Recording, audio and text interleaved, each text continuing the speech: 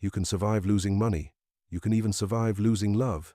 But when you hand someone the keys to everything you built over 40 years, your reputation, your future, your reason for waking up, and watch them burn it all down in 8 weeks, that's not betrayal. That's erasure. If stories like this hit home, drop a like, leave a comment, and let us know where you're watching from. This story came to us from a viewer in Perth who asked to remain anonymous. He said he needed people to hear what happened not as a warning, but as proof that desperation makes you stupid. I'm sitting in this internet cafe on Soi Buakau, staring at my laptop screen like it's a loaded gun.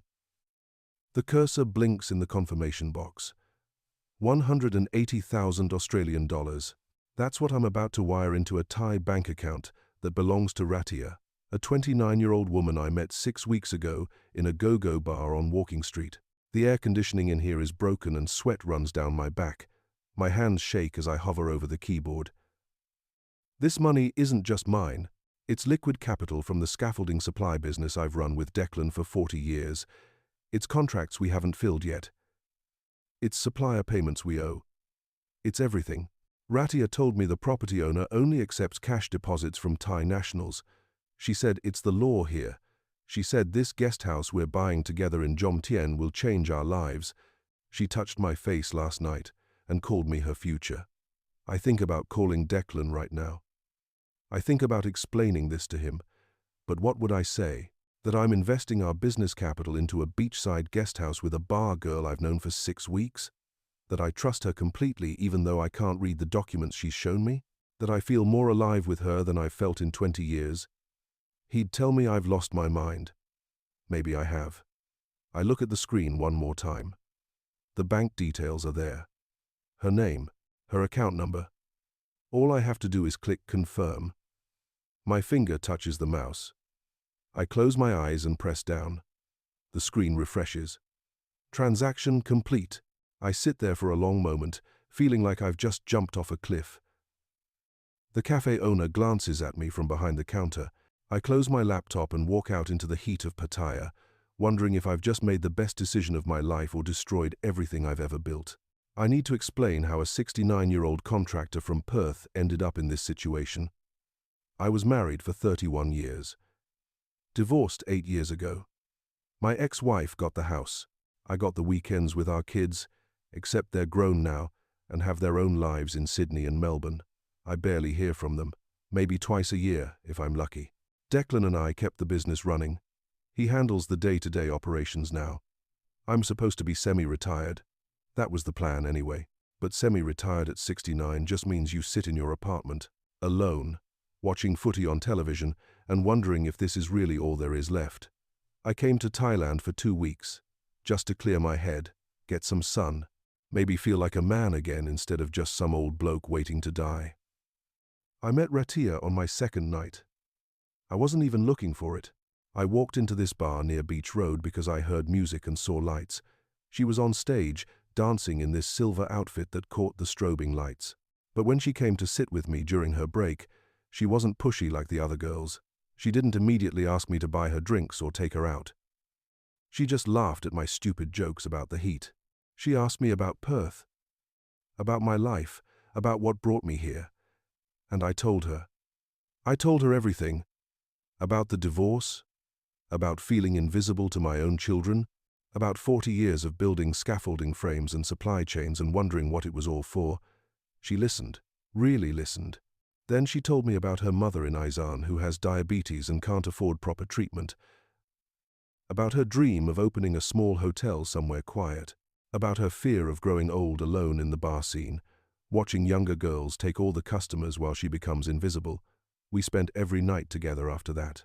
Not just in bed, though that part felt like a gift I didn't deserve, but talking, walking along the beach, eating street food at 3 in the morning. She told me I was different from other men, that I saw her as a person, not just a body. I felt needed. I felt young. I felt like maybe this was the second act I'd been searching for. Like maybe life wasn't over. Like maybe I could still matter to someone. The first week after I send the money, everything seems fine. Rattiya tells me the funds are with the property agent and they're processing paperwork. She says these things take time in Thailand. I'm staying in her apartment now. she insisted. Said it would save money while we wait for the guesthouse deal to close. The apartment is in this concrete building off Thepprasit Road. No elevator. 5th floor. Bars on the windows. Shared bathroom down the hall with a squatting toilet and a bucket shower. It's not what I expected, but I tell myself this is temporary. This is just until our business opens. Rattiya is still sweet to me. She makes me instant noodles for breakfast. She holds my hand when we walk to 7-Eleven, but she's busier now, always on her phone, always meeting someone. The agent, she says. My cousin who's helping with permits. I start asking questions. Simple ones. Like, when can I see the property? When can I meet this agent? When will we have paperwork I can actually read? She gets defensive. You don't trust me, she says, and her eyes fill with tears. After everything I tell you? After I show you my heart? I back off immediately. I feel like garbage for even questioning her. She's right. What kind of partner am I if I don't trust her? I tell myself this is just how business works in Thailand. Slow. Complicated. Lots of unofficial steps. I start drinking more in the evenings. Chang beer mostly. Sitting on her balcony that overlooks a construction site, watching the sun set through the haze. I check my email constantly for messages from Declan. He's been asking where I am, when I'm coming back. I keep telling him soon. Just a few more weeks. I need to make sure this investment is solid. I don't tell him what the investment actually is. I think he'd understand if he could meet Rattiya, if he could see what I see in her. I meet Nick at this expat bar near Soi Lenki. It's mid-afternoon and I just need to get out of the apartment. Need to hear English spoken by someone who isn't trying to sell me something. Nick is British, 58, weathered like old leather. He's been in Pattaya for 12 years. We start talking the way lonely men do in foreign countries. Just surface stuff at first. Where you're from, what brought you here, how long you're staying. Then I mention the guest house. I don't know why I do it. Maybe because I need someone to tell me I'm doing the right thing. Nick's face changes. Mate, he says quietly, leaning forward. Please tell me you didn't send money before seeing paperwork. I feel my chest tighten. I had to, I say. The property owner only deals with Thai nationals. It's the law here. Nick exhales slowly. He orders another beer. How much? He asks. I tell him. His eyes close.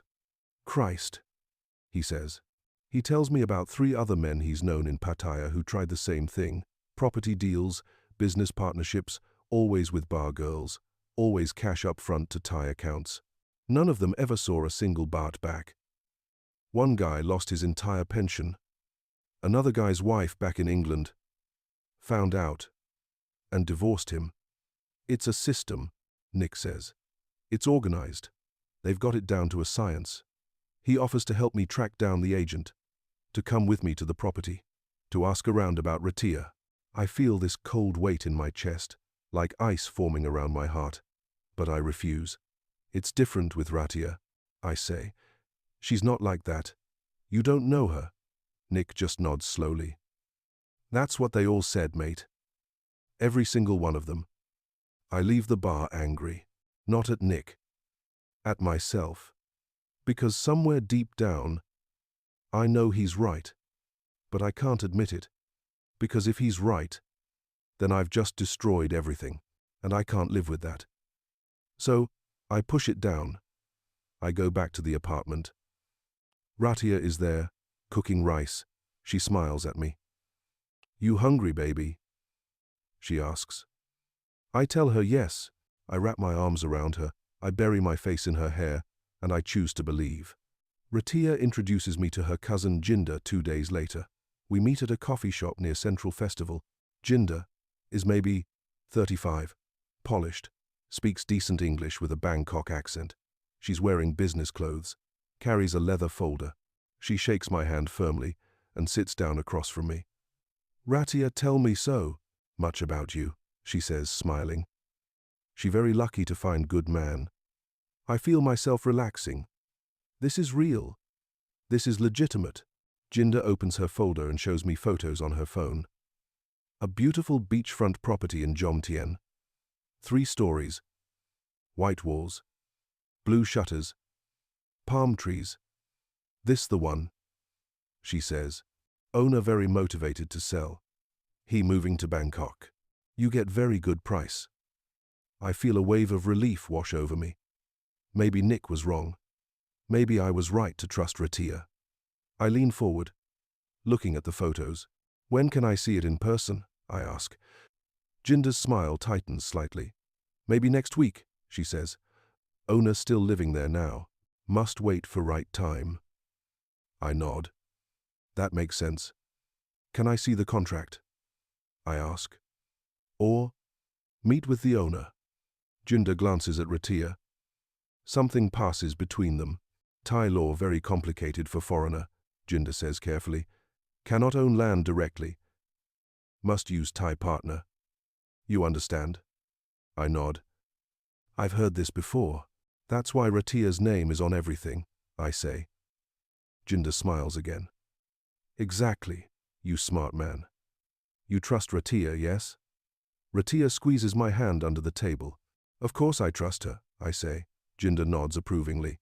Then she closes the folder. We have small problem, she says. For government registration, need to pay tax stamps.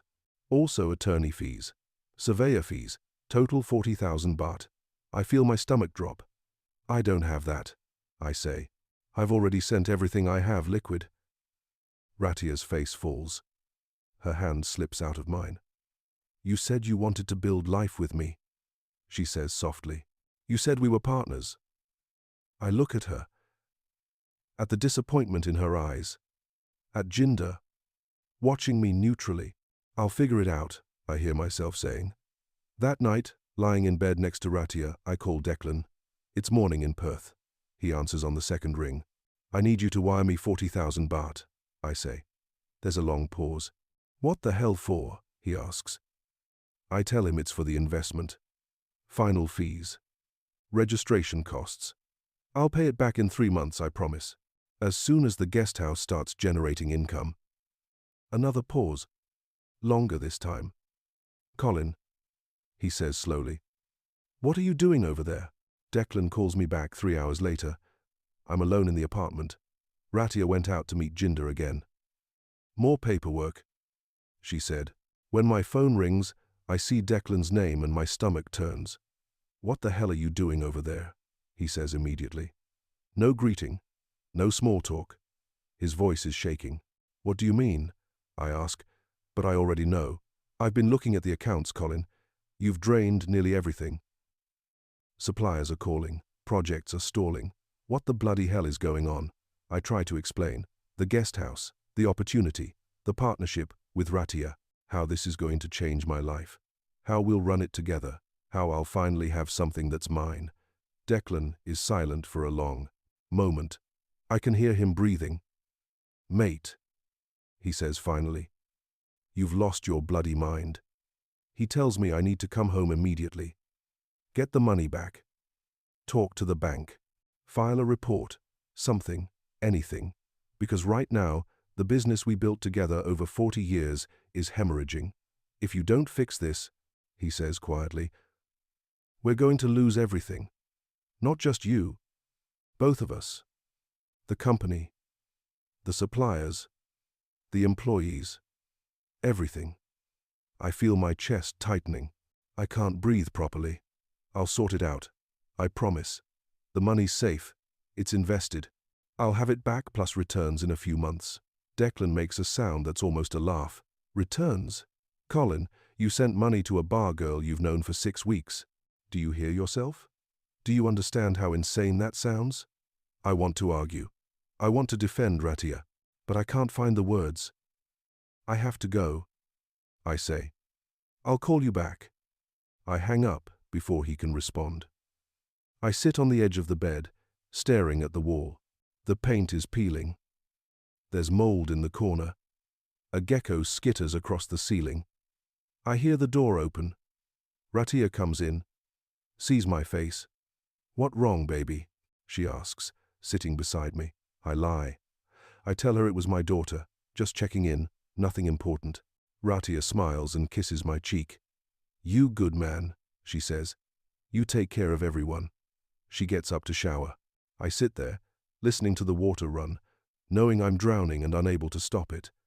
I wake up one morning, and Rattiya is packing a bag. Small backpack, some clothes, her makeup. "Where are you going?" I ask, sitting up. My back hurts from the thin mattress. "Izan," she says without looking at me. "My mother very sick. I must go see her." Something twists in my stomach. "Can I come?" I ask. She stops packing, turns to look at me. "No," she says firmly. "This family matter. You not understand. Thai culture. You stay here." I nod slowly. "What about the guest house?" I ask. "Jinder said we'd have the papers this week." Rattiya's face changes. Hardens. "Why you always pressure me?" She snaps. "Why you always ask questions? You think I lying? You think I'm stealing from you?" I stand up, hands raised. "No, baby. I didn't mean. You treat me like child," she says, her voice rising. "Like I'm stupid, not like partner." I feel panic rising in my chest. "I'm sorry," I say. "I just wanted to know when." "When what?" she demands. "When you get your money. When you see property. Why you not trust me?" She starts crying. Real tears streaming down her face. I feel like absolute garbage. I go to her, try to hold her. She pushes me away at first, then lets me pull her close. "I'm sorry," I whisper into her hair. "I trust you. I do. I'm just worried." My partner back home is asking questions. She pulls back, looks up at me. "I love you," she says. "But you need to trust me. This take time. Thailand, not like Australia. Everything's slow." Tears. "I love you," she says again. I watch her walk down the stairs with her backpack, and I don't move from the doorway until she disappears around the corner. The apartment feels huge and empty. I sit on the balcony for a while, drinking water because I can't afford beer anymore. Then I go back inside. I'm not snooping. I tell myself I'm not snooping. I just want to feel close to her. I look at the photos we took together on my phone. I smell her pillow. Then I start going through her things. Just looking. Just remembering. I open the drawer where she keeps her clothes. Underneath some shirts, I find a phone. Not her regular phone. A different one. Cheaper. Older. It's unlocked. I shouldn't look. I know I shouldn't look. But my hands are moving before my brain can stop them. I open the messages. My stomach drops. There are conversations with other foreign men. Different names. Different numbers. But the same lines. The same promises. The same photos of the guest house in Jomtien. The same story about her sick mother in Izan. The same, "I love you, baby," messages she sent me. One conversation is from 2 weeks ago. A man named Klaus. German, I think. She's telling him about a restaurant opportunity in Phuket, asking for 70,000 euros. He's hesitant. She sends him a photo. I recognize it. It's the same one she sent me once, lying in bed, looking vulnerable. I sit on the floor, the phone in my shaking hands. And everything I've been pushing down comes rushing up. I think I'm going to be sick. I run to the shared bathroom and vomit into the squat toilet. I kneel there on the wet tile, heaving, while a voice in my head screams, "You stupid old fool, you stupid, stupid fool," over and over again. I don't eat for 2 days. I can barely move. I lie on the mattress in Rattiya's apartment and stare at the ceiling, watching the gecko hunt insects in the corners. I keep replaying everything in my mind, every conversation, every touch, every promise. Trying to find where it went wrong. Trying to find the moment when the woman I loved became a stranger. But I can't. Because maybe she was always a stranger. Maybe I just saw what I wanted to see. I try calling her. Straight to voicemail. I send messages. No response. On the 3rd day, I force myself to get up. I walk to the bar where we met. Walking street in daylight looks different, sad. The bars are closed. Street cleaners spray down the sidewalks. A few stray dogs sleep in the shade. I find the bar. It's open but empty. 2 girls sit at a table, looking at their phones. They glance up when I walk in. "Is Rattiya working today?" I ask. They look at each other. One of them shrugs. "Rattiya not work here anymore. the other one says. Something in her tone makes me stop. What do you mean? I ask. She smiles, not friendly. She have money now. She not need work bar. I feel like I'm underwater, like I'm drowning. Do you know where she is? I ask. Girl shrugs again. Maybe Isan, maybe Bangkok. I don't know. She not my friend. I walk out. I go back to the apartment. The landlord is there in the hallway, talking to another tenant. He sees me and waves me over. You, Colin? He asks. I nod. Rattiya, pay until end of month, he says in broken English. After that, you must go. She not renew, so I have 2 weeks before I'm on the street. I go inside and close the door. I try to access the Thai bank account where I sent the money. I have the account number, her name, everything. I call the bank. They tell me the account has been closed. When? Last week. Where did the money go? The woman who answers is sympathetic but clear. This happens more than you'd think, she says. Unfortunately, there's very little we can do. You voluntarily transferred money to a Thai national. Unless you can prove fraud with documented evidence, the police won't pursue it. And even if they did, getting money back from these situations is nearly impossible. I sit there with my phone in my hand, looking at my bank app. The business account is empty. My personal account has $800. I have a prepaid hotel voucher for 2 more weeks, then nothing. I'm 69 years old and I just destroyed my entire life for a woman who was never real. I find a lawyer named Somphong through an expat forum online. He has an office near Pattaya, Klang, small place above a motorcycle repair shop. He's in his 50s, grey hair, wire-rimmed glasses, speaks perfect English with an American accent. Studied law at UCLA, he tells me. Came back to help his community. I tell him everything. He listens without interrupting, taking notes on a yellow legal pad. When I'm done, he asks to see documentation. I show him everything I have. Wire transfer confirmations, screenshots of messages, photos of us, together. The second phone I found with the conversations with other men. Somphong looks through it all carefully. Then he sets down his pen and removes his glasses. This is very difficult case, he says. Girl probably use fake ID to open account. Money already moved. Probably multiple times. If she in Isan, which province? Police there not care.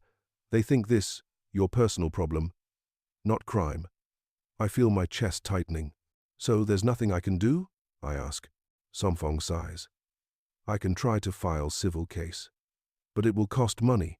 Legal fees, court costs, filing fees, maybe 50,000 baht to start. And chances of recovery? He tilts his hand side to side. Maybe 5%, maybe less. I don't have 50,000 baht. I don't have 5,000 baht. I tell him this. He nods. Then I'm sorry, he says. My advice? Go home. Rebuild your life. Forget her. This is what these women do. They are professionals. You were not first. You will not be last. I sit there in his office for a long time after he leaves to meet another client.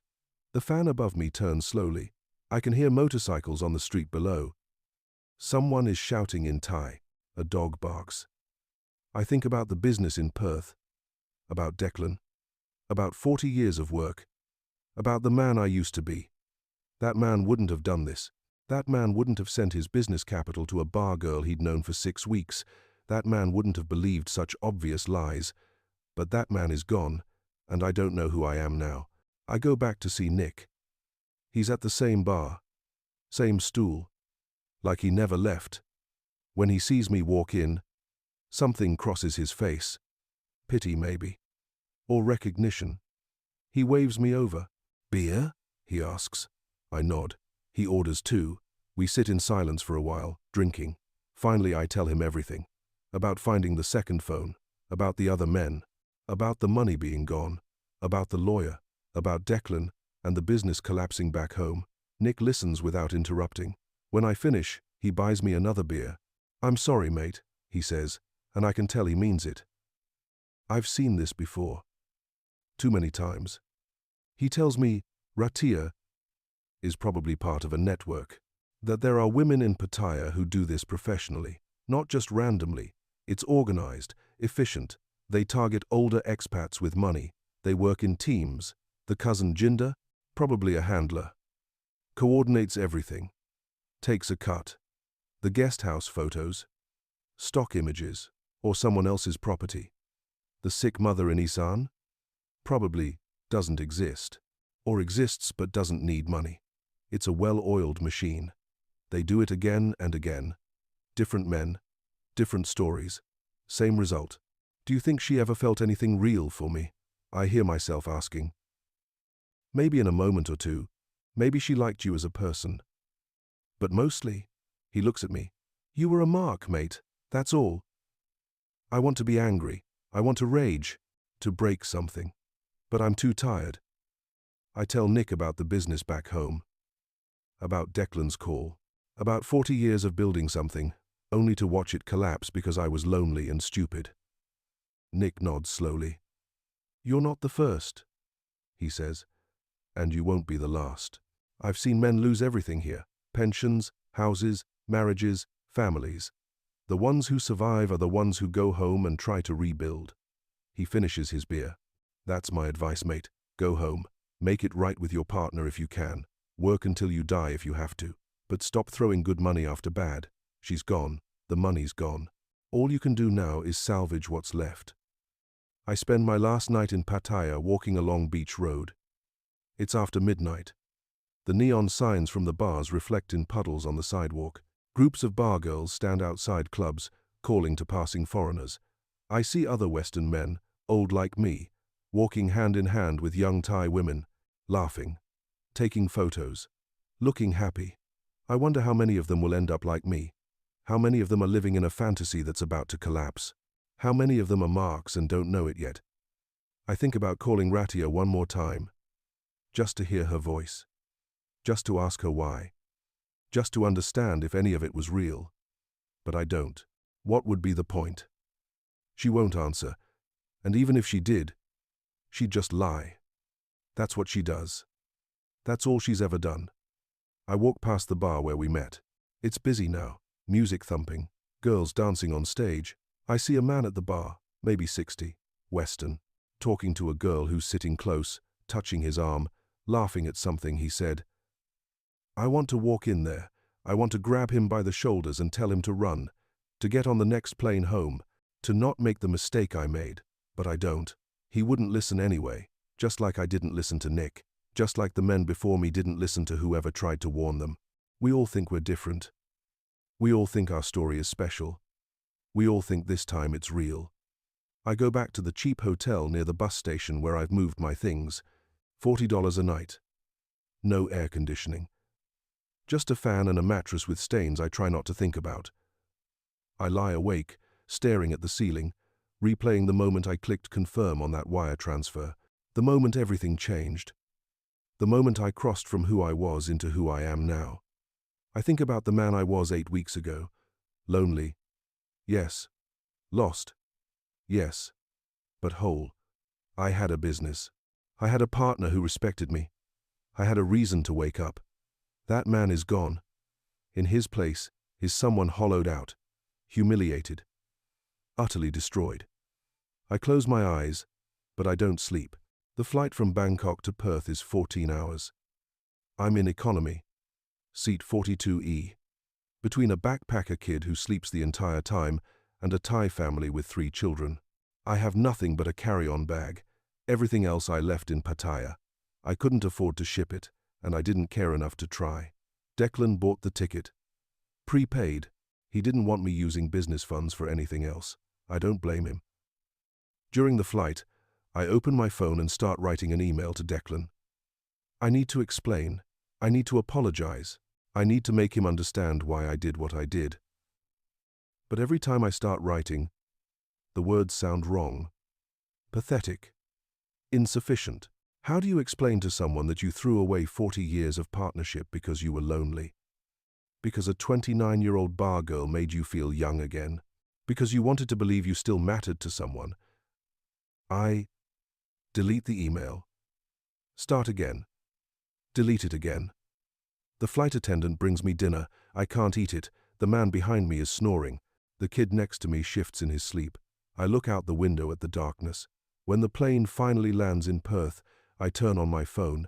It floods with messages. Suppliers asking about payments. Employees asking about schedules. My daughter sent a message 3 days ago asking if I'm okay. I haven't responded. And then there's Declan's message, sent this morning. Talk to the bank. We're in deep trouble. Need to meet tomorrow. 9 a.m. Office. I sit in the airport terminal for an hour after everyone else has left, unable to make myself move. I watch people reunite with their families. Hugs, tears, laughter. I have no one waiting for me. I think about Rattiya's laugh, the way she looked at me that first night in the bar, like I was interesting, like I was someone, the way she touched my face and called me her future, the fantasy I built in my mind of our life together, running a guest house, serving breakfast to guests, growing old by the ocean. I realize now that I wasn't in love with her. I couldn't have been. I didn't even know her. I was in love with the idea that someone still wanted me, that my life wasn't over, that I could start again, and that fantasy cost me everything. I meet Declan at the office the next morning. It's a small warehouse on the edge of Perth, near Kewdale. We've had it for 23 years. Our names are on the sign out front. When I pull up, Declan's truck is already there. I sit in my rental car for 10 minutes, trying to find the courage to go inside. Finally, I do. Declan is at the desk, surrounded by papers. He looks up when I walk in. He looks older than I remember. Tired, grey. There are dark circles under his eyes. Sit down, he says. I sit. He doesn't say anything for a long time, just looks at papers, bank statements, supplier invoices, project schedules. Finally, he speaks. We're going to lose it, he says quietly. Everything we built, it's gone. I can't look at him. I stare at my hands. How bad? I ask. Bad, he says. 2 major clients pulled out because we couldn't deliver materials on time. Suppliers are threatening legal action. The bank is calling in our line of credit. I've been covering costs out of my own pocket for 6 weeks, but it's not sustainable. We're hemorrhaging. He slides a paper across the desk to me, numbers in red. We're 300,000 in the hole, he says. Maybe more, if we factor in lost contracts and damaged reputation. I feel like I'm going to be sick. I tried to explain. I start. Don't. Declan cuts me off. He finally looks at me. Really looks at me. I don't want to hear about the bar girl, Colin. I don't want to hear about the guest house or the investment or whatever lies she told you. I don't want to hear any of it. His voice cracks. I just don't understand how you could be so bloody stupid. How you could throw away everything. Not just your money, our business, our reputation, the people who depend on us for their jobs. How could you do that for some woman you'd known for 6 weeks? I have no answer. Because he's right. There is no explanation that makes it okay. We sit in silence. The warehouse is quiet. I can hear traffic outside, a dog barking somewhere. Is there any way to fix it? I ask. Declan exhales. Maybe, he says. If we sell off assets, take on debt, work our asses off for the next 5 years, you'll have to come back full-time. No more semi-retirement, no more holidays. We work until we're dead or until we've paid this off. He stands up, walks to the window. She wasn't worth it, mate, he says, not looking at me. And now we're both paying for it. I know. God help me. I've always known. 3 months later, I'm working again. 70-hour weeks. I'm doing physical labor I haven't done in years. Loading trucks, organizing inventory. My body aches constantly. My back, my knees. I wake up at 5 every morning and don't get home until after dark. I sold my car to help cover debts. Moved into a studio apartment in Midland. Cheap place. Water-stained ceiling. Sirens every night. I cut off contact with my kids because I can't face their disappointment. My daughter called twice. Left voicemails asking where I'd been. If I'm okay, I didn't call back. Declan is still barely speaking to me. We work together because we have to. But the friendship is gone. maybe forever. The business is surviving. Barely. We're making payments, rebuilding relationships with suppliers, but it will take years to recover, if we ever do. One night, after another 14-hour day, I'm sitting in my apartment eating instant noodles when my phone buzzes. Facebook notification, friend request. I accept it without thinking, probably another spam account. Then, a message appears. Hi Colin, I miss you. My heart stops. It's from an account with no profile picture, no information, but the message is signed with her name, Rattiya. I stare at the screen, my hands shaking. Another message comes through. I'm so sorry, baby. Things got so complicated. I wanted to contact you, but I was scared. I still think about you every day. I feel something crack open in my chest, something I thought was dead. I know you probably hate me. The message continues. But I need help. My mother is very sick. She needs operation. I have no one else to ask. If you can send just little money, 10,000 baht.